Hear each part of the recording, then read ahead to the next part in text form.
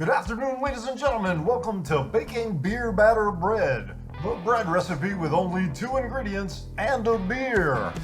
Okay, I guess that's 3 ingredients. First, preheat your oven to 350 degrees. That's Fahrenheit for all of you scoring at home. Then you want to grease your bread pan. Now things are really gonna heat up because you're gonna measure out 3 cups of self-rising flour. That self-rising flour, ask for it by name. Next, you want to add 3 tablespoons of sugar. That's 3 TBS of the sweet stuff.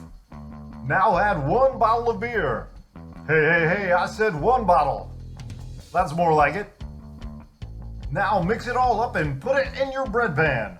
Then put the bread pan in your oven, and after 45 to 55 minutes, you can put a fork in it because you're done.